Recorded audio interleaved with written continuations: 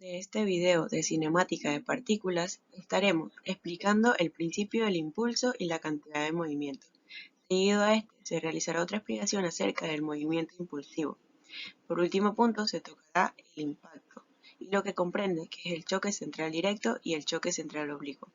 Una vez explicados estos tres temas, procederemos a resolver un problema de energía y cantidad de movimiento.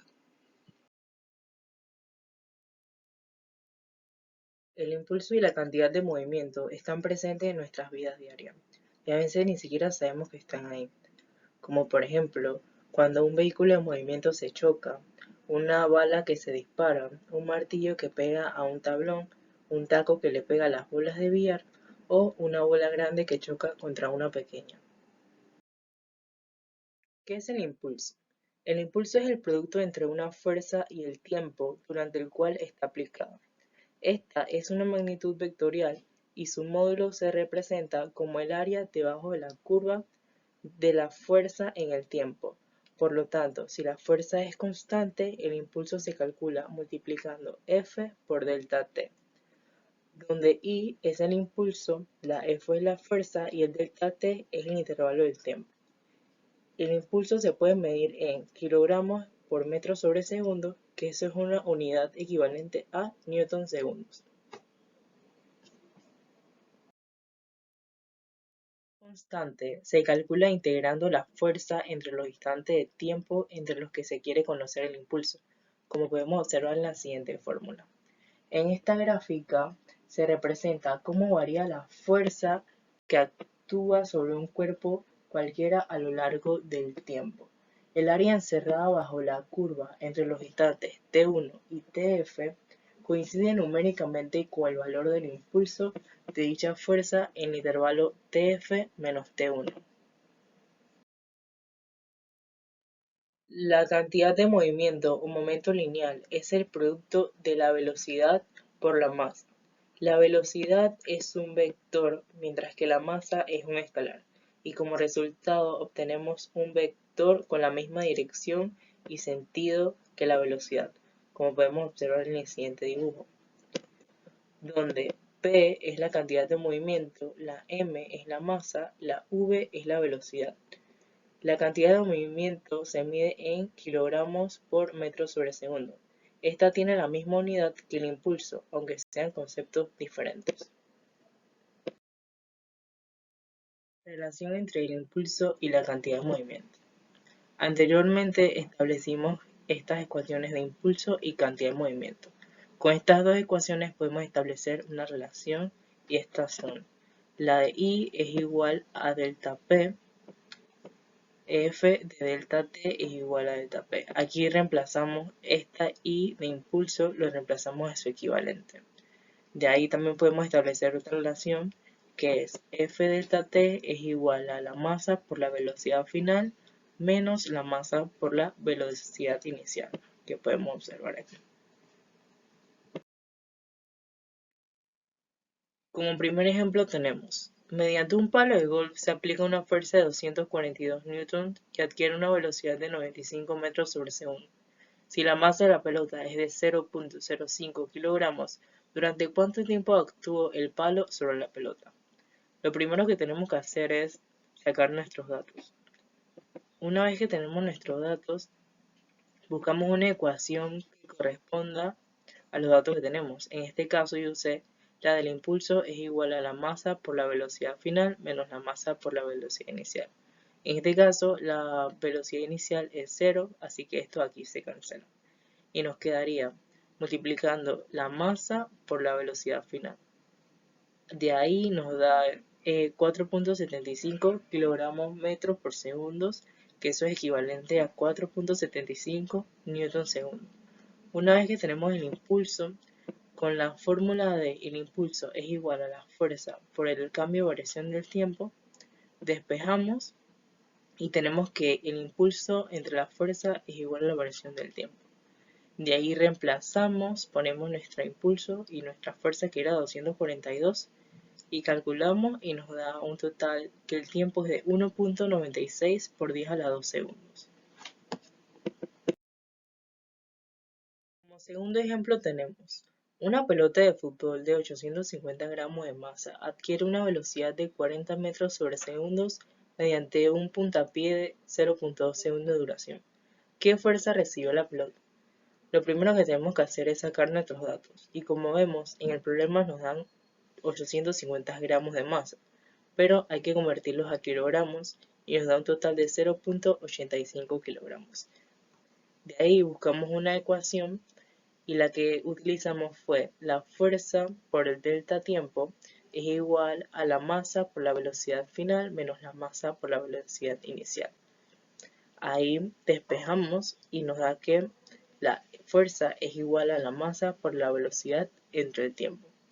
Reemplazamos nuestros valores y nos da que la fuerza es un total de 170 kilogramos metros, que esta unidad es equivalente a decir newton. Así que en total tenemos 170 newton de fuerza.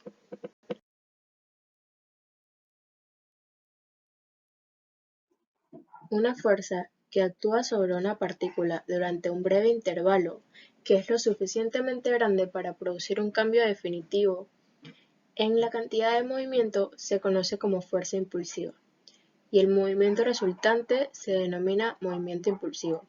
Un ejemplo de ello es cuando un bate golpea una pelota de béisbol. El contacto entre estos es corto y se realiza en un intervalo de delta del tiempo.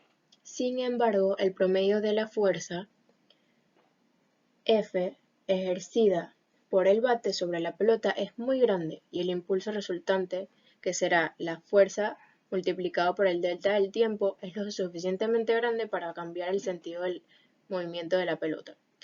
Cuando actúan fuerzas impulsivas sobre una partícula, la ecuación se convierte en la siguiente: masa por velocidad inicial más la sumatoria de la fuerza por el delta del tiempo será igual a la masa por la velocidad final. Es posible ignorar cualquier fuerza que no sea una fuerza impulsiva, puesto que el impulso correspondiente a la fuerza por la delta del tiempo es muy pequeño. Las fuerzas no impulsivas incluyen el peso del cuerpo, la fuerza ejercida por un resorte o cualquier otra fuerza que se sabe que es pequeña comparada con una fuerza impulsiva.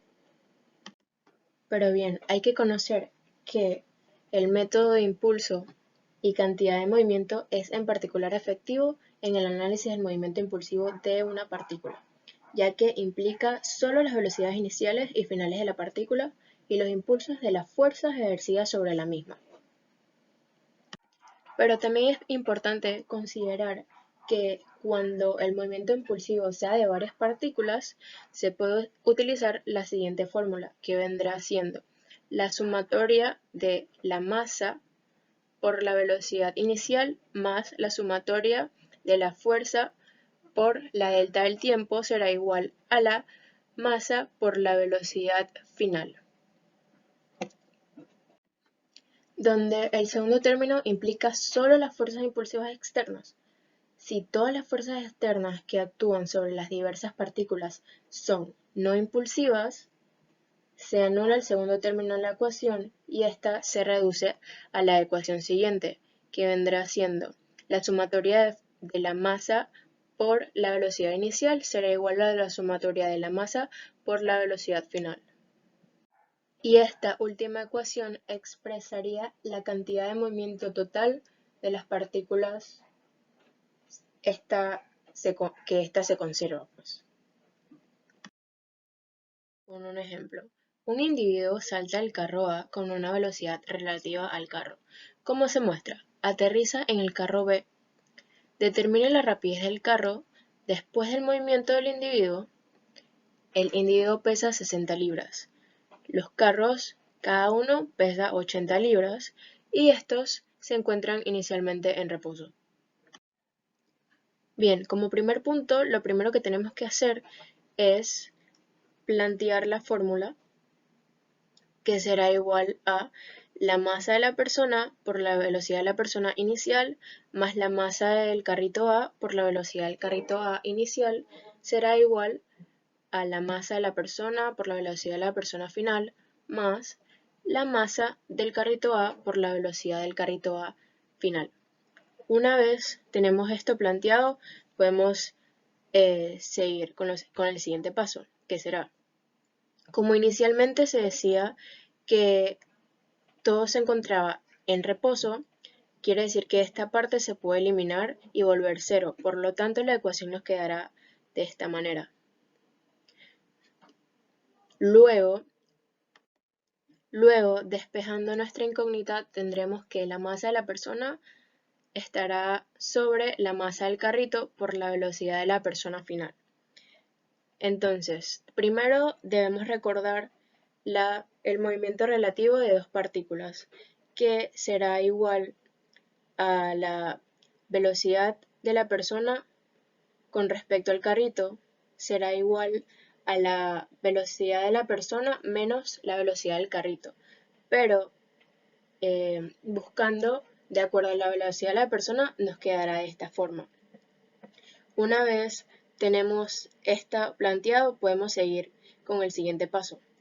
Como nos dicen en el problema que la velocidad de la persona es de 4 pies sobre segundos, de forma diagonal tenemos que buscar su componente en x, que vendrá siendo el cateto adyacente sobre la hipotenusa, y nos quedará de la siguiente manera. Entonces, reemplazando los datos de acuerdo a esta ecuación, nos quedará de la siguiente manera, reemplazando la velocidad del carrito en esta parte de aquí y reemplazando la velocidad de la persona con respecto al carrito A, nos quedará igual a esta y obtenemos esto. De acuerdo a la ecuación anterior, nos da esta respuesta, que la utilizamos con esta fórmula y reemplazando este dato en la fórmula de acá arriba. Una vez tenemos la velocidad en A, nos queda que será negativa. ¿Por qué será negativa? Porque el movimiento de la persona será como se mostró. Se impulsará hacia arriba y este impulso causará que el carrito se mueva hacia la derecha. ¿Y por qué es negativo? Porque como podemos observar aquí, el movimiento hacia la izquierda será positivo y el movimiento hacia la derecha se considerará negativo. Y aquí también lo podemos indicar con una flecha hacia la derecha. Vamos al siguiente ejemplo. Una pelota de béisbol de 0,15 kilogramos de masa se está moviendo con una velocidad de 40 metros sobre segundos. Cuando es golpeada por un bate que invierte su dirección adquiriendo una velocidad de 60 metros sobre segundos, ¿qué fuerza promedio ejerció el bate sobre la pelota si solamente estuvo en contacto con ella 5 milisegundos? Bien, primero planteamos la fórmula del impulso. ¿Qué nos dice la fórmula del impulso? Que el delta de la cantidad de movimiento será igual a la I. Que el delta de la cantidad de movimiento es la cantidad de movimiento final menos la cantidad de movimiento inicial será igual a I. Reemplazando para cada uno de ellos nos dará que la masa por la velocidad final menos la masa por la velocidad inicial será igual a la fuerza por el tiempo. Despejando para F, porque es nuestra incógnita, nos quedará de la siguiente manera, sacando un factor común en ambos términos, quedándonos sobre el tiempo. Bien, el paso siguiente será pasar de 5 milisegundos a segundos. Entonces, lo único que tendremos que hacer será pasar la coma 3 espacios. Reemplazando para esta fórmula de aquí, tendremos que será 0,15 kilogramos menos 60 metros sobre segundos. Ahora bien, ¿por qué será menos? Porque al bate golpear la pelota, él invierte su dirección. Por lo tanto, lo que consideramos hacia el lado, hacia la izquierda positivo, cambiará hacia la derecha, que en todo caso sería negativo. Más o menos así. Entonces, será menos 60 metros sobre segundos menos 40 metros sobre segundos sobre 0,005 segundos. Y nos quedará de la siguiente manera y así obtendremos nuestra fuerza.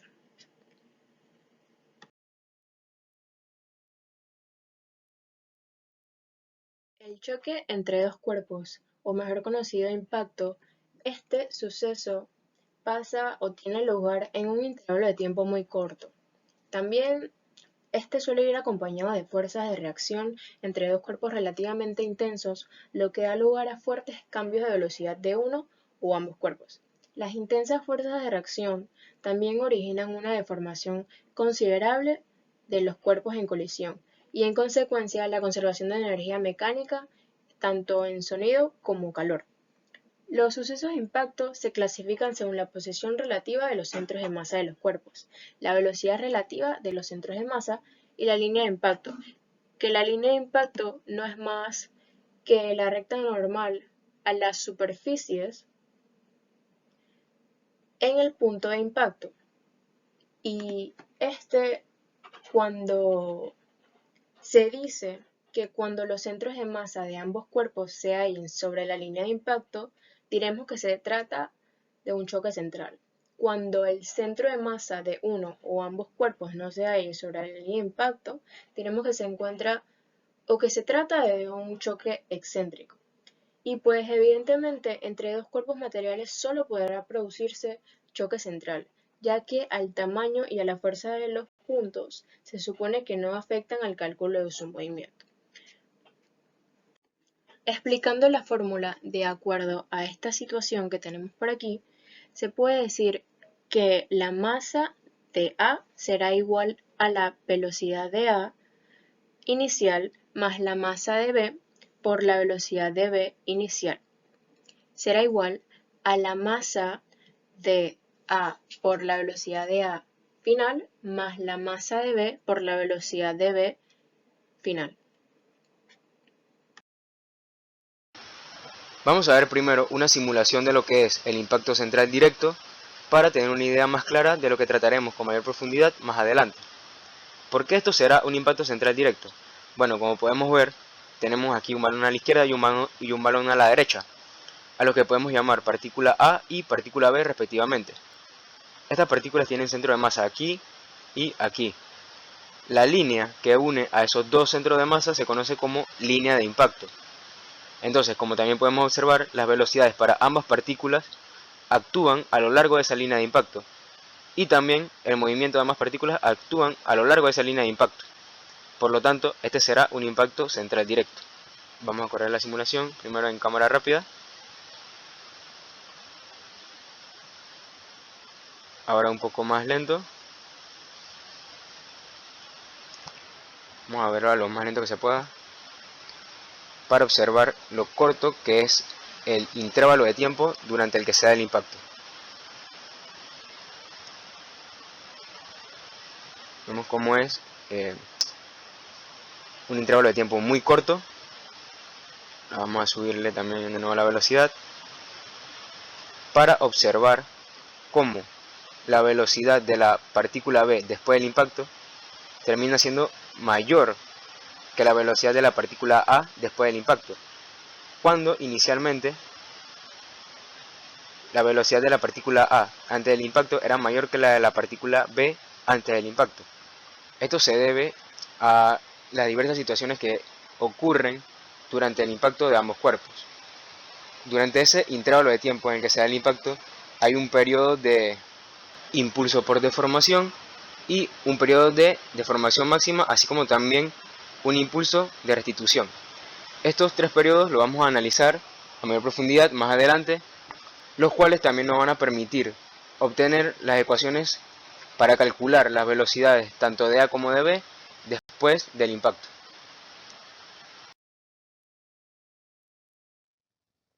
En esta serie de imágenes se puede observar a detalle lo que ocurre en una situación de impacto entre dos partículas. Primero se tiene un momento antes del impacto, en el que tanto la partícula A como la partícula B tienen velocidades denotadas como VA y VB respectivamente, que se refieren a la velocidad de A y a la velocidad de B antes del impacto. La colisión ocurrirá siempre y cuando la velocidad de A sea mayor que la velocidad de B antes del impacto. Luego se va a tener un periodo de impulso por deformación. Durante la colisión, ambas partículas deben considerarse como deformables. Entonces, ellas experimentarán un periodo de deformación de modo que ejercen un impulso de deformación igual y opuesto entre sí, denotado como integral de P de t. Después se va a tener un momento en el que se da una deformación máxima. Cuando hay una deformación máxima, ambas partículas se desplazarán con una misma velocidad constante denotada como v, puesto que su movimiento relativo es cero. Luego va a haber un momento en el que se da un impulso de restitución. Después de un periodo de restitución, las partículas recuperan su forma original. El impulso de restitución, denotado como integral de r dt, es igual pero opuesto entre dos partículas, y este es el encargado de separarlas. Luego de su separación, se va a tener un momento llamado momento después del impacto. Aquí, la cantidad de movimiento de la partícula A y también la cantidad de movimiento de la partícula B va a ser distinto a lo que eran inicialmente. Y esto se debe a que ahora se va a tener una velocidad prima de B y una velocidad prima de A, que se refiere a la velocidad de B y a la velocidad de A después del impacto.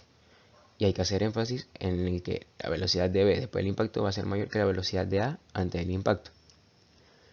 Generalmente lo que se busca determinar son estas velocidades, tanto de A como de B, después del impacto.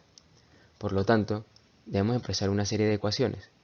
En primer lugar, podemos decir que, al no haber fuerza impulsiva externa, y como en la colisión se cancelan los impulsos internos de restitución y de deformación, se da lo que es una conservación de la cantidad de movimiento total de las dos partículas. Por lo tanto, se puede expresar esta primera fórmula, donde se puede notar que se da una conservación de la cantidad de movimiento de A y de B. Cabe resaltar que un valor positivo para las velocidades indica que el movimiento es hacia la derecha, mientras que un valor negativo indica un movimiento hacia la izquierda. Para obtener otras ecuaciones que nos permitan calcular la velocidad de A después del impacto y también la velocidad de B después del impacto, en primer lugar, se analiza el movimiento de la partícula A durante estos periodos de deformación y de restitución. Para A, en el periodo de deformación, la única fuerza impulsiva que actúa sobre él es la fuerza P ejercida por B. Entonces, aplicando el principio de impulso y la cantidad de movimiento, se puede expresar que la cantidad de movimiento de A antes del impacto más la fuerza impulsiva, en este caso de deformación, va a ser igual a la cantidad de movimiento de A durante el periodo de deformación máxima. En esta ecuación, la U se refiere a esa velocidad en común que llevan tanto A como B en ese periodo de deformación máxima. Luego se analiza para A el periodo de restitución y igualmente se aplica el principio de impulso y la cantidad de movimiento. Entonces se tiene que la cantidad de movimiento de A utilizando la velocidad en el periodo de deformación máxima más la fuerza impulsiva, en este caso vendría siendo la fuerza de restitución, va a ser igual a la cantidad de movimiento de A después del impacto. Y como podemos ver, aquí ya se va a tener la velocidad prima de A, que se refiere a la velocidad de A después del impacto. El coeficiente de restitución es la relación del impulso de restitución al impulso de deformación y se denota por la letra E. En el análisis de A que vimos anteriormente, en los periodos de restitución y de deformación, se pueden despejar las fuerzas impulsivas. La expresión denota que el coeficiente de restitución va a ser igual a la fuerza impulsiva de restitución sobre la fuerza impulsiva de deformación, dando como resultado que el coeficiente de restitución va a ser igual a la velocidad U que llevan en común la partícula A y la partícula B en el periodo de deformación máxima, menos la velocidad de A después del impacto sobre la velocidad de A antes del impacto menos la velocidad U. Para la partícula B también se puede hacer el análisis y expresar una ecuación de impulso y cantidad de movimiento para los periodos de deformación y de restitución. Este paso lo vamos a omitir, pero dicho análisis da como resultado que el coeficiente de restitución es igual a la velocidad de B después del impacto menos la velocidad en común U sobre la velocidad U menos la velocidad de B antes del impacto. Puesto que los cocientes en las ecuaciones de los coeficientes de restitución obtenidos son iguales, también lo son al cociente obtenido al sumar sus numeradores y denominadores, lo que da como resultado que el coeficiente de restitución va a ser igual a la velocidad de B después del impacto menos la velocidad de A después del impacto sobre la velocidad de A menos la velocidad de v, ambas antes del impacto. En virtud de que la velocidad de v después del impacto menos la velocidad de a después del impacto representa la velocidad relativa de las dos partículas después del impacto y que la velocidad de a menos la velocidad de v antes del impacto representa sus velocidades relativas antes del impacto, se puede decir que la fórmula expresa que la velocidad relativa de dos partículas después del impacto puede obtenerse al multiplicar su velocidad relativa antes del impacto por el coeficiente de restitución. Al conocer esto, ahora podemos ver dos casos particulares de impacto central. El primero es el impacto perfectamente plástico. Aquí el coeficiente de restitución es igual a 0. Por lo tanto, la velocidad de v después del impacto es igual a la velocidad de a después del impacto, lo que también se puede expresar como una velocidad prima que se refiere a una velocidad en común que lleva tanto a como b después del impacto. Al reemplazar en la ecuación que expresa que la cantidad de movimiento de las partículas se conserva, quedaría expresado que la cantidad de movimiento de a antes del impacto más la cantidad de movimiento de b antes del impacto va a ser igual a la suma de la masa de ambas partículas multiplicado por la velocidad en común que llevan las dos después del impacto. También cabe mencionar que no hay periodo de restitución, por lo que ambas partículas permanecen juntas después del impacto, lo que se puede apreciar en la animación de debajo.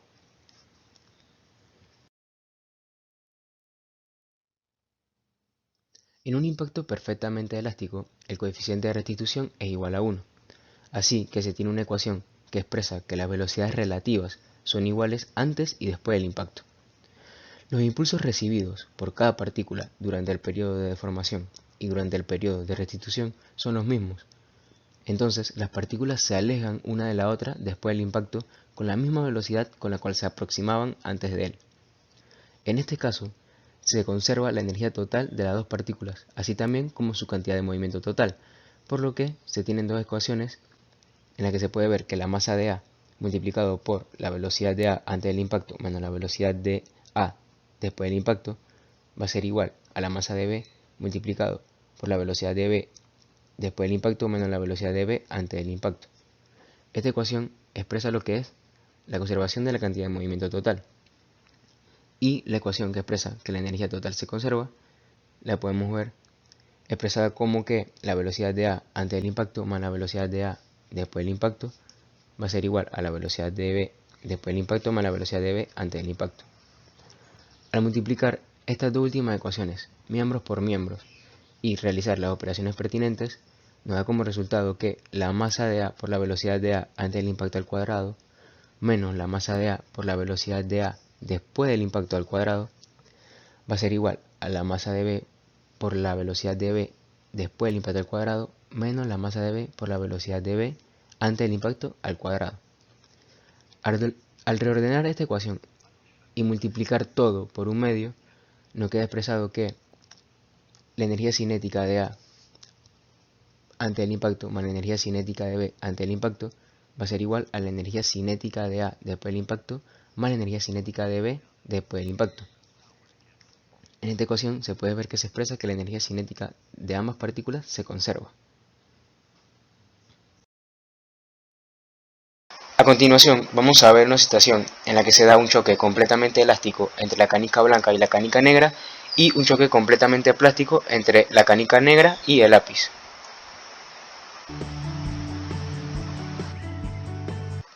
Este sería un claro ejemplo.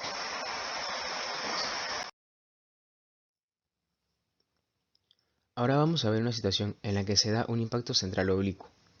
Tanto en el video experimental como en el simulador, donde se puede observar la situación desde otra perspectiva, se puede ver que las velocidades de las partículas y por ende su movimiento actúan formando un ángulo con la línea de impacto, lo que hace que este sea un impacto central oblicuo.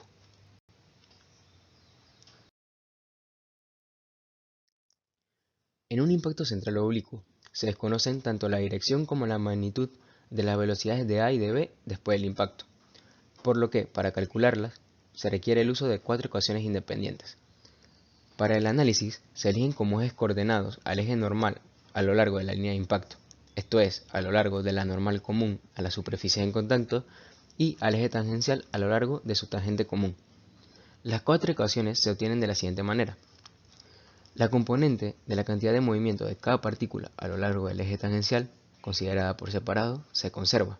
En consecuencia, se puede expresar lo siguiente, que la velocidad de A antes del impacto en la dirección tangencial va a ser igual a la velocidad de A después del impacto en la dirección tangencial, y asimismo para una partícula B.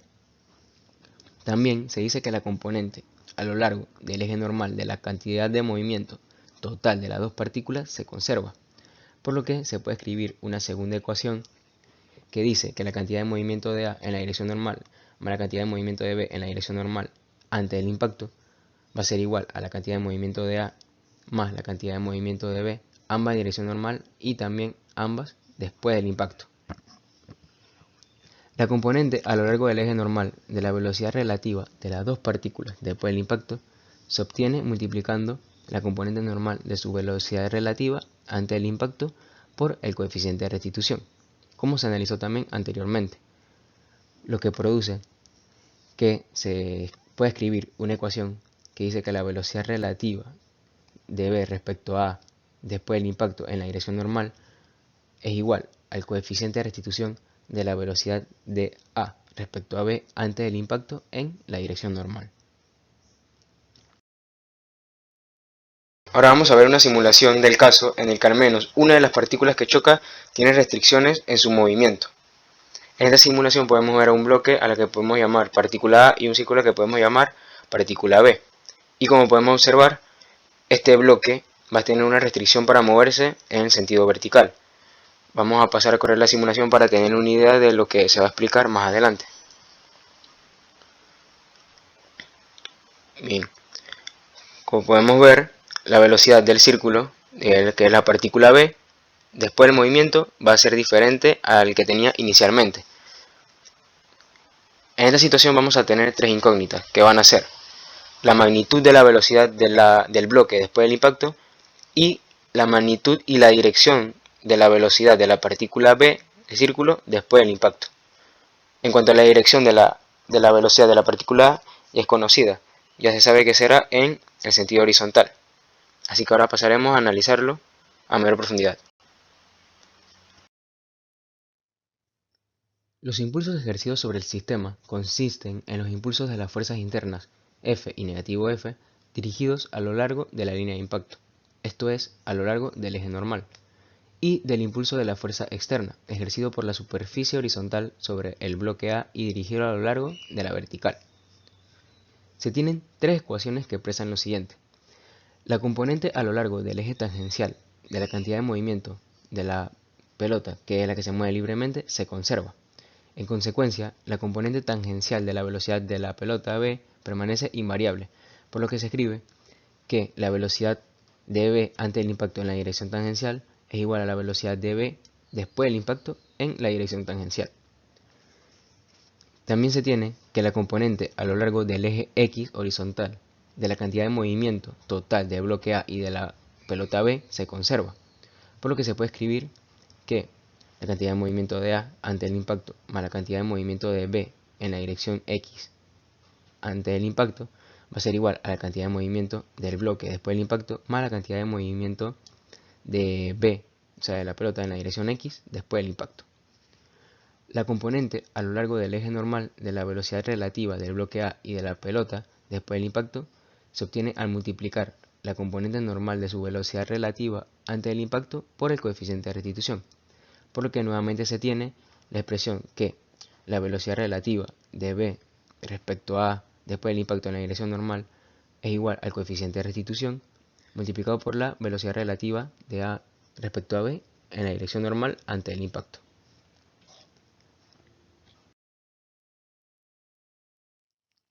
Vamos a ver unos problemas de ejemplo de impacto. Este problema dice: se lanza una bola de 2 kilogramos de modo que viaje horizontalmente a 10 metros por segundo cuando choca con el bloque de 6 kilogramos al deslizarse cuesta abajo por el plano inclinado a 1 metro por segundo. Como podemos ver en la imagen, la velocidad de la pelota es de 10 metros por segundo horizontalmente hacia la derecha y la del bloque es de 1 metro por segundo hacia abajo del plano inclinado, que está a 20 grados. Si el coeficiente de restitución entre la bola y el bloque es e igual a 0.6, determinen la rapidez de la bola y del bloque justo después del impacto, o sea, la velocidad prima de A y la velocidad prima de B. Primero hay que mencionar que se va a utilizar un eje normal que va a estar dirigido a lo largo de la superficie inclinada. En primer lugar, podemos escribir una ecuación que exprese que la cantidad de energía cinética de ambas partículas se conserva. ¿Qué es lo que podemos ver en esta expresión? Bueno, la energía cinética, que es un medio de la masa por la velocidad al cuadrado, bueno, es lo que tenemos aquí, tanto para A como para B. Esta sería la energía cinética de A antes del impacto. Esta sería la energía cinética de A después del impacto. Y así mismo para B, ¿no? Después del impacto y antes del impacto. Y está multiplicando todo por un medio. Luego lo que se hace es pasar esa energía cinética de B antes del impacto para el lado izquierdo también, igual que la de A antes del impacto, y se pasan las dos incógnitas de las velocidades de B y de A para un solo lado. Si se dan cuenta, le hemos puesto signos a las velocidades, ya que estamos asumiendo las direcciones que van a tener ellas. Por lo menos, para la velocidad A sabemos que va hacia la derecha, que le ponemos positivo en la dirección normal, y asumimos que va a ir hacia la izquierda en la dirección normal después del impacto, por lo tanto le colocamos un signo negativo. Asimismo, para la velocidad de B después del impacto, en la dirección normal le colocamos positivo, ya que después del impacto asumimos que va a rebotar hacia arriba, por lo tanto se va a mover hacia la derecha.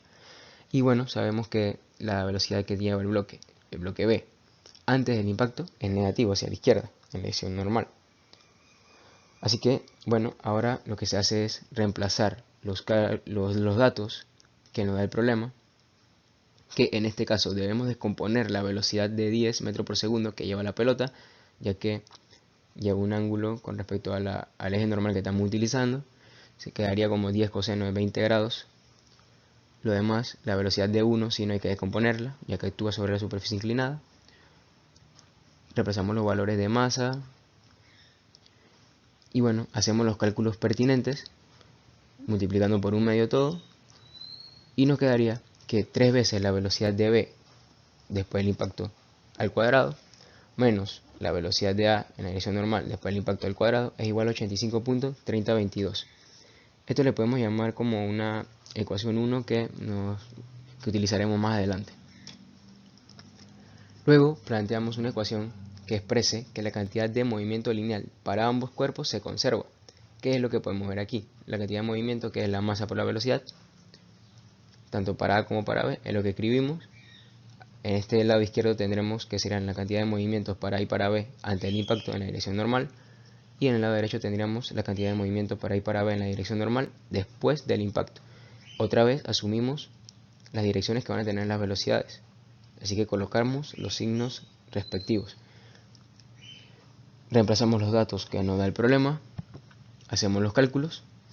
Y nos da que menos 2 veces la velocidad de A después del impacto en la dirección normal más 6 veces la velocidad de B después del impacto en la dirección normal es igual a 12.7938. Podemos obtener otra ecuación al expresar que la velocidad relativa de las velocidades después del impacto va a ser igual al coeficiente de restitución multiplicado por las velocidades relativas antes del impacto. Nuevamente asumimos los signos de las direcciones para las velocidades, reemplazamos los datos que nos da el problema, el coeficiente de restitución de 0.6, la velocidad de A en la dirección normal, que vendría siendo 10 coseno de 20 grados, aquí el menos por el menos da un signo positivo, y la velocidad de B en la dirección normal, que se sabe que es 1, hacemos este cálculo de 0.6, 10 coseno de 20 más 1, que nos da 6.2382. Y despejamos lo que vendría siendo la velocidad de B después del impacto en la dirección normal. Que bueno, al final va a ser la dirección de B después del impacto, ya que está restringido a moverse sobre esa superficie que estamos tomando como eje normal. Y esta es otra relación que utilizaremos también más adelante. Bien, a continuación, de la segunda ecuación que sacamos, vamos a reemplazar el despeje que hicimos para la velocidad de B después del impacto, que es lo que tenemos aquí, 6.2382 menos la velocidad de A después del impacto en la dirección normal.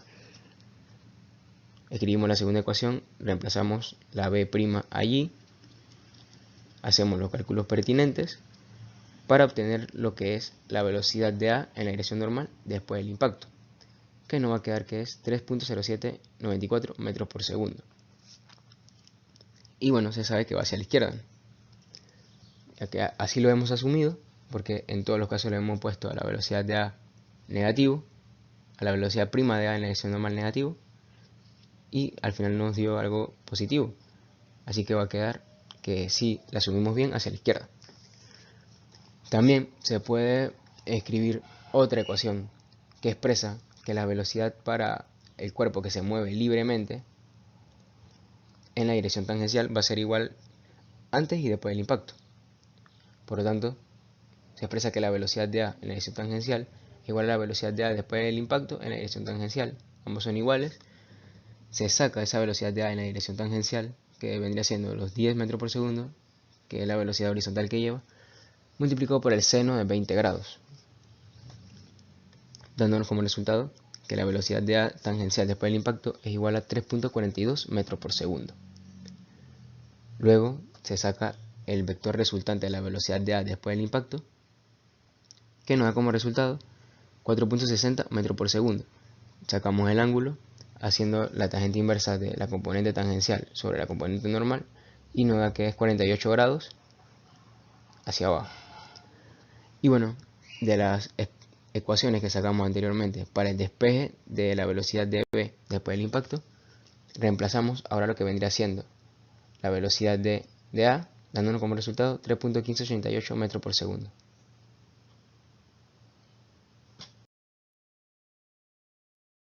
Como segundo problema de ejemplo, tenemos el siguiente. A la bola blanca A se le confiere una velocidad inicial VA igual a 5 metros por segundo, en la dirección que vemos aquí. Si choca directamente con la bola B, donde el coeficiente de restitución es igual a 0.8, ese vendría siendo el coeficiente de restitución entre la bola A y la bola B. Determina la velocidad de B y el ángulo justo después que rebota en la banda C, que el coeficiente de restitución es igual a 0.6, o sea, ese vendría siendo el coeficiente de restitución entre la bola y la banda C. Todas las bolas son idénticas, con masa de 0.4 kilogramos. Bueno, como en primer lugar, podemos expresar esta parte que dice que todas las bolas son idénticas con la misma masa, como que la masa de A va a ser igual a la masa de B, y eso lo podemos expresar como una sola M. Escribimos la primera ecuación que nos dice que la cantidad de movimiento para ambas bolas se conservan, que sería la masa por las velocidades antes y después del impacto para ambas pelotas, que al final vamos a terminar simplificando las masas ya que son iguales, y también le colocamos los signos negativos o positivos dependiendo de cómo asumiremos la dirección de las velocidades. Por lo menos para la pelota sabemos que va a ir hacia la izquierda, así que le ponemos el negativo. La de B ante el impacto vendría siendo 0, está estática antes del impacto, y la velocidad prima de A pues se asume positiva, y la de B, bueno, se sabe que después del impacto va a ser hacia la izquierda, así que es prácticamente seguro que va a ser que este signo negativo lo vamos a asumir correctamente. Bueno, lo que hacemos es reemplazar los datos que no hay problema, quedándonos como negativo la velocidad de A, que vendría siendo la de 5, más la velocidad de B ante el impacto, que es 0, va a ser igual a la velocidad de A menos la velocidad de B, ambos después del impacto, quedándonos como resultado que la velocidad relativa después del impacto va a ser igual a negativo 5. Y si despejamos la velocidad de A después del impacto, va a ser igual a menos 5 más la velocidad de B después del impacto.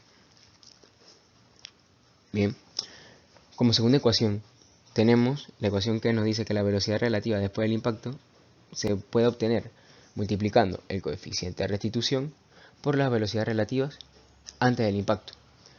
Y le colocamos nuevamente los signos dependiendo de las direcciones que vamos a asumir. Reemplazamos los datos que nos da el problema, del coeficiente de restitución de 0.8 entre las dos bolas, sus velocidades, y haciendo los cálculos pertinentes, despejando la velocidad de B después del impacto, nos va a dar que es 4.5 metros por segundo. Por tanto, ya podremos obtener también la velocidad de A después del impacto.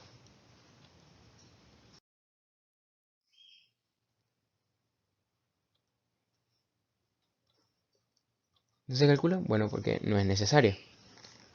Pero bueno, a continuación vamos a analizar la situación en la que la bola B choca con la banda. Entonces, la banda vendría siendo como el cuerpo, por decirlo así, que tiene restricción a moverse, y la bola la que se mueve libremente. Por lo que se expresa que la velocidad de la bola después del impacto en la dirección tangencial va a ser igual a la velocidad de la bola después del impacto también en la dirección tangencial. Aquí la velocidad prima de B vendría siendo, bueno, la que ella lleva después que se golpea con la bola. Y la velocidad 2' vendría siendo la velocidad con la que ella va después de rebotar en la banda. Y esas velocidades tangenciales se conservan. Bueno, esas velocidades tangenciales ahora las vamos a decomponer utilizando el seno del ángulo. Entonces, la velocidad de B después de que rebote en la banda aún no la tenemos. Por lo tanto, esa es la que vamos a despejar. Y como la otra ya la hemos calculado, que es 4.5, bueno, hacemos el despeje, descomponemos y nos queda que la velocidad de B después de rebotar en la banda va a ser igual a la velocidad de B antes de rebotar en la banda en la dirección tangencial sobre el seno del ángulo que todavía no conocemos.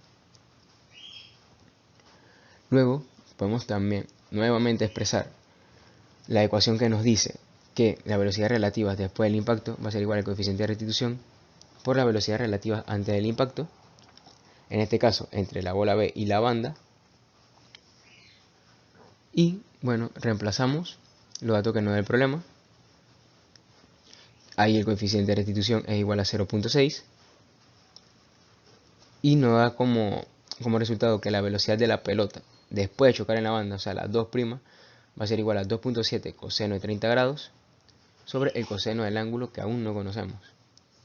Entonces ya tenemos dos expresiones para la velocidad de B después de chocar en la banda. Por lo tanto, las igualamos, dando como resultado esto que vemos aquí. Hacemos el despeje, pasamos para acá. El seno sería para el lado derecho, quedaría seno del ángulo sobre coseno del ángulo, que eso es tangente del ángulo. Va a ser igual a los 4.5 sobre 2.7 y nos quedaría seno de 30 grados sobre coseno de 30 grados, que eso es tangente de 30 grados. Así que, pues, nos quedaría despejando el ángulo, que es la tangente inversa de los 4.5 sobre 2.7, tangente de 30 grados, y nos da como resultado que el ángulo es igual a 43.8979 grados. Ya que conocemos el ángulo, podemos calcular la velocidad de B después de rebotar en la banda, utilizando cualquiera de las dos expresiones que calculamos anteriormente.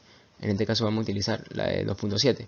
Sería entonces 2.7 coseno de 30 grados sobre el coseno del ángulo que acabamos de calcular de 43.8979 grados, dándonos como resultado que la velocidad de B después de chocar en la banda va a ser igual a 3.245 metros sobre segundos a un ángulo de 43.8979 grados.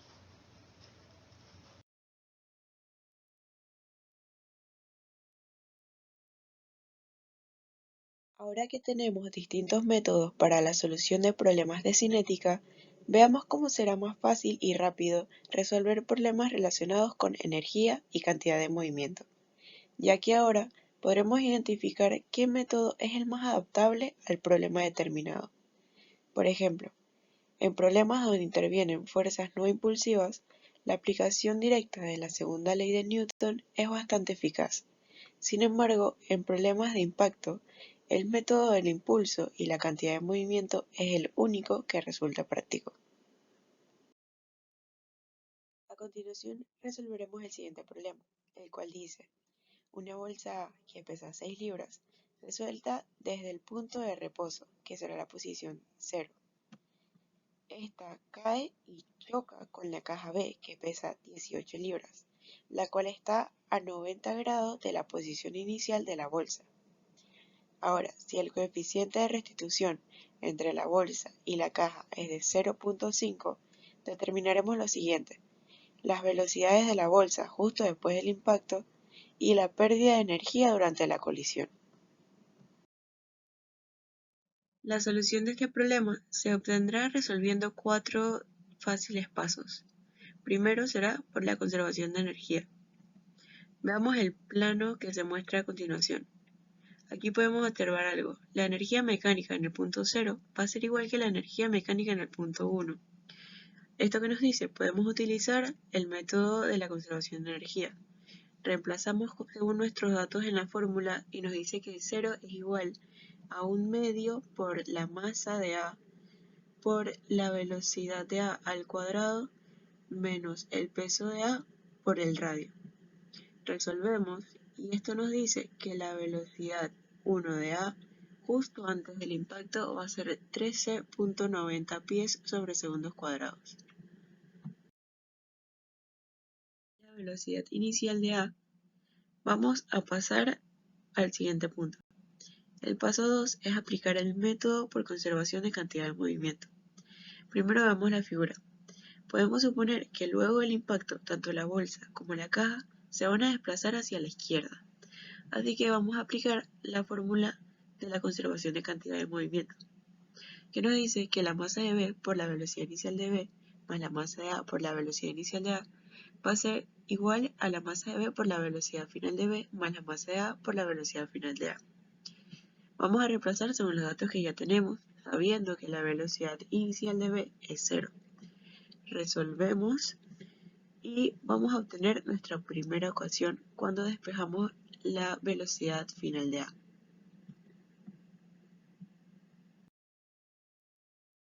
En nuestro primer paso, veamos que justo después del impacto, para que ocurra esa separación, la velocidad tanto de A como de B deben ser iguales. Así que vamos a aplicar el método por coeficiente de restitución. Ya sabemos que el coeficiente de restitución es de 0.5. La velocidad inicial de A es de 13.90 pies sobre segundos cuadrados y la velocidad inicial de B es de 0.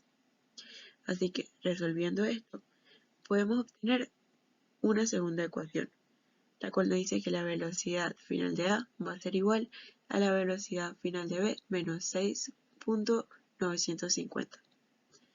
Teniendo estas dos ecuaciones, lo que vamos a hacer es igualarlas.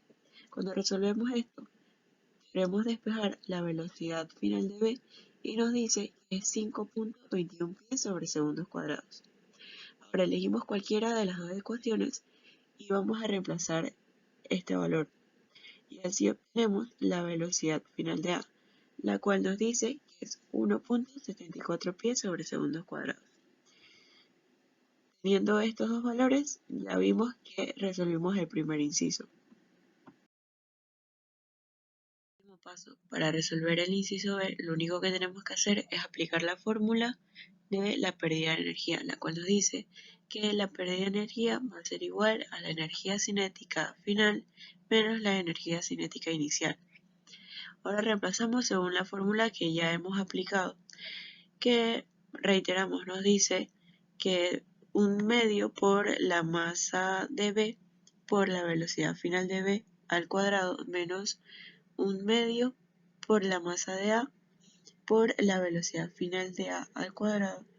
Esto se multiplica por 1/2 por la masa de B por la velocidad inicial de B al cuadrado, la cual sabemos que es 0, así que esto se elimina.